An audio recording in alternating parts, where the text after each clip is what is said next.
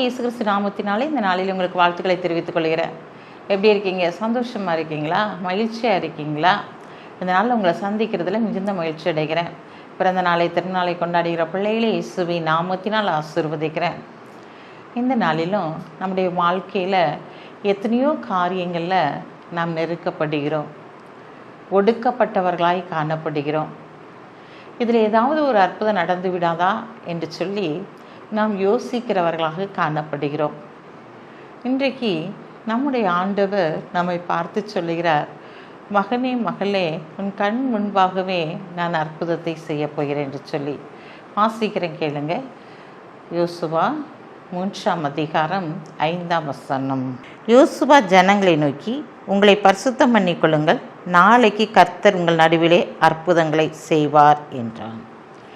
இன்றைக்கு உங்களை பரிசுத்த பண்ணிக்கொள்ளுங்கள், நாளைக்கு உங்கள் நடுவிலே அற்புதத்தை செய்வார். உங்கள் கண்கள் பார்க்க அங்கு அற்புதம் நடக்கும் என்று சொல்லி அங்கு யோசுவா சொல்லுகிறதை பார்க்கிறோம். ஆம் பிரியமான சகோதரனே சகோதரியே, உன்னுடைய வாழ்க்கையில் எத்தனையோ காரியத்தில் அற்புதங்கள் தடைப்பட்டதாய் காணப்படலாம். எந்த காரியத்தில் நீ குறைவாய் இருக்கிறாய் என்று சொல்லி உன்னை நிதானித்து அறிந்து பார்த்து அதை ஒப்பு கொடுத்து உன்னை பரிசுத்தப்படுத்தி கொள்ளுவாயானால் ஒரு அற்புதத்தை நீ பார்க்க முடியும். அவர் சொல்கிறார்ல, உங்கள் நடுவிலே அற்புதத்தை காண்பீர்கள். இன்றைக்கு உன் குடும்பத்தில், உன் பிள்ளைகளுடைய வாழ்க்கையில், உன் தொழிலில், உன் பலவீனத்தில் நீ ஒரு அற்புதத்தை பார்க்கணுன்னா உனக்கு ஒரு பரிசுத்தம் தேவைப்படுகிறது. அந்த பரிசுத்தத்துக்குள்ளாய் கடந்து வரும்போது, உன்னை அர்ப்பணித்து ஒப்பு கொடுத்து ஜெபிக்கும்போது உன்னுடைய சரீரத்திலே ஒரு அற்புதம் நடைபெறுவதை உன் கண்கள் காணும். உன் தொழிலிலே, உன் கைடிச்சிற பிரயாசத்திலே அப்படிப்பட்ட ஆசீர்வாதத்தை தேவன் உன்னிடத்திலிருந்து செயல்படுத்த போகிறார்.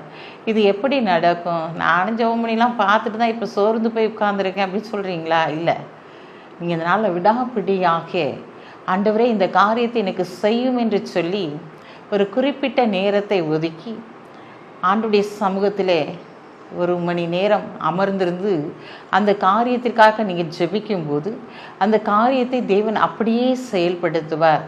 நம்முடைய தேவன் பேசுகிற ஆண்டவர், அவர் பேசாத தேவன் அல்ல. நம்மோடு எப்போதும் இடைபடுகிற தேவனாய் இருக்கிறபடினால் நிச்சயமாக உங்களுடைய வாழ்க்கையில் ஒரு அற்புதத்தை செய்யும்படியாக நீங்கள் பார்த்து கொண்டு இருக்கும்போதே அங்கே ஒரு அற்புதம் நடைபெறும்படியான காரியத்தை அவர் செயல்படுத்துவார். பயப்படாதீங்க, கண்களை மூடி ஜெபிப்போம்.